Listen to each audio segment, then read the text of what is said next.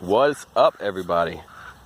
Let's see, I am out in the food forest right now, the first one I put in, and I was doing a little chop and drop, and I'm gonna run you guys through it real quick and show you what we got going on here in spring.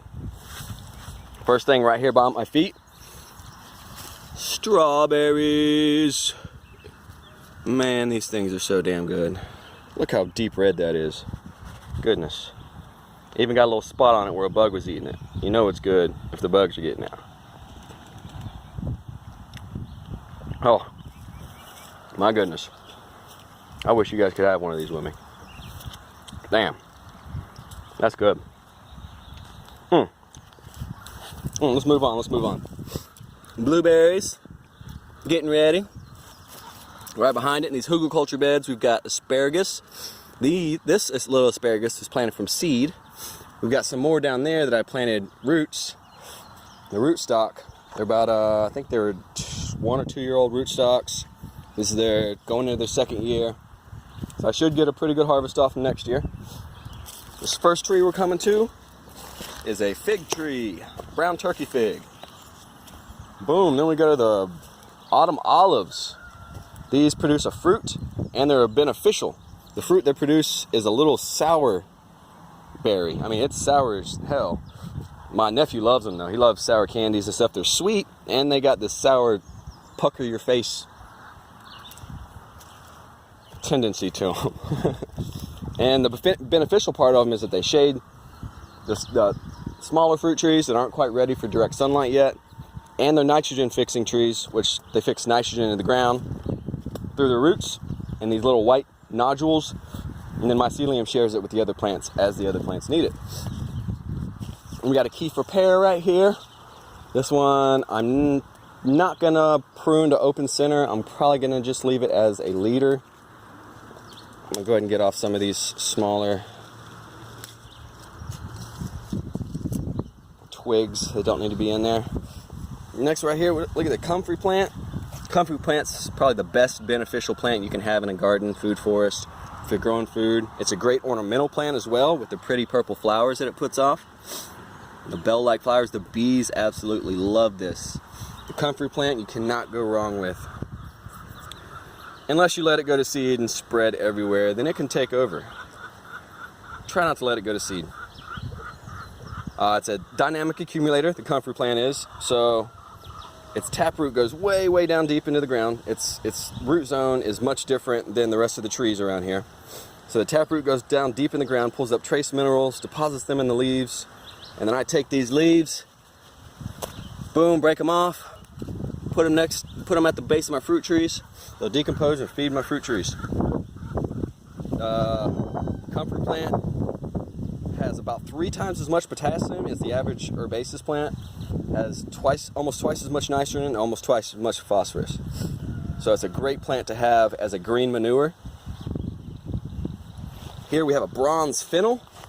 This is a perennial fennel, come back every year. I've already chopped this down twice this year and it keeps coming back. I can put it in my CSA boxes for my customers. Here we got a Jubilee peach. Still a young tree. I'm going to be training this one for an open center. I need to get in here and open it up a little bit more. They say during open centers, when you're doing a tree, there's a couple different sayings, is that a bird should be able to fly through it without touching any leaves. There's also an old Japanese saying that you should be able to throw a cat through it without the cat catching any leaves either. That's kind of a weird one, but hell, why not throw it out there? Another comfrey plant. Back here we got more asparagus. This was asparagus off the root stock that I planted. Big fern. More strawberries. All in these hugelkultur beds. That's what these are right here. There's a hugelkultur bed there.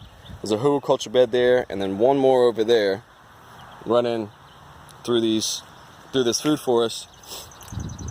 I planted in them with strawberries. Was mint. We got a bunch of spearmint right here. The asparagus. And annual plants I put in there was sugar snap peas. Oh man, I know we got some sugar snap peas ready. I'm gonna eat one of those in front of y'all and make you jealous. These things are so, oh look, there's one right there. They're sweet, they're tender, crunchy, juicy.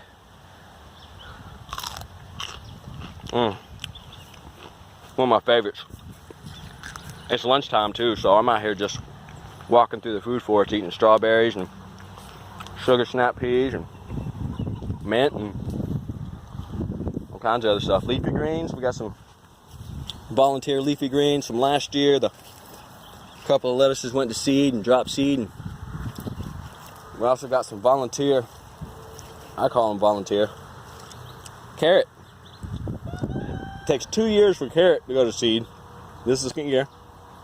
Should produce its seed. And then boom, drop seed everywhere in the food forest. So good. Still eating that sugar snap pea. We got another peach right here. We got an apple tree back there.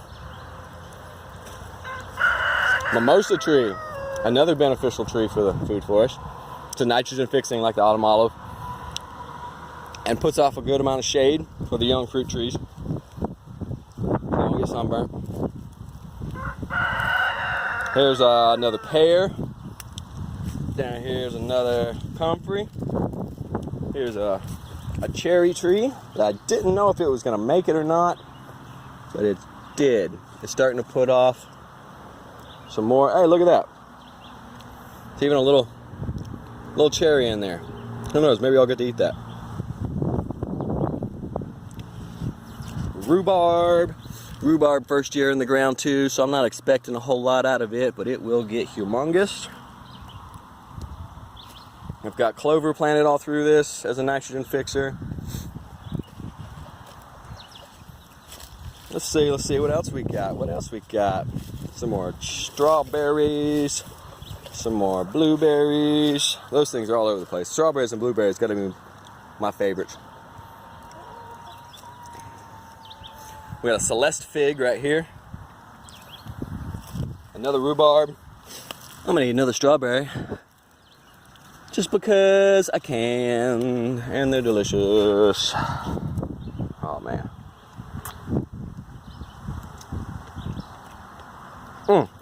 That one even had a little diatomaceous earth on it. Help clean me out. Down here we got a goji berry. Goji berries are different. A lot of people think, oh, it's a berry, I'm gonna eat it and it's gonna be sweet. And then they're surprised when they chew it up and it's not sweet. It's a lot like a pepper. It's kind of a mix between like a pepper and a really, really small tomato. But it's great. It works great with acid reflux. If you got acid reflux, plant you a few goji berries, pop those berries in your mouth, eat them before you eat a meal that's gonna tear you up. I need to do a little more chop and drop in here. Some of the grass and some of the clover is starting to take over. So yeah, that's it. Quick little walk through what I got going in the food forest.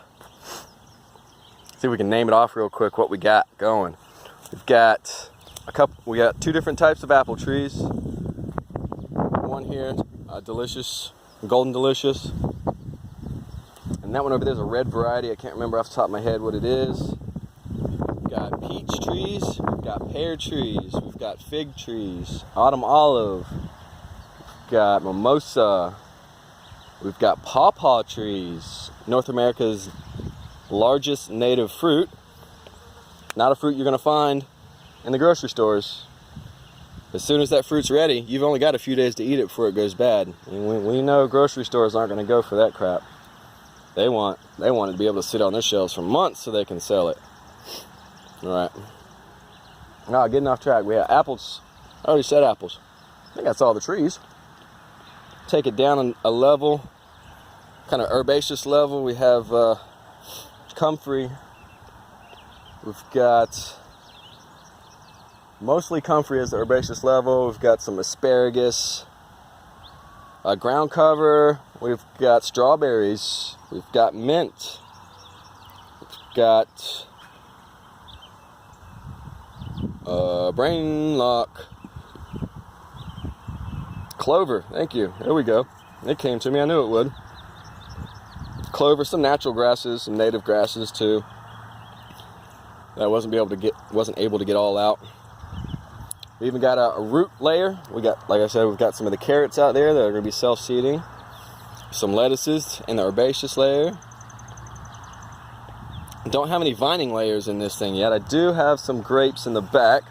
See if I can take a step back here. Y'all see those fences back there? Those are grapes running along those fences. I didn't incorporate them in the food forest quite yet. The food forest is really young. I didn't want them to choke it out.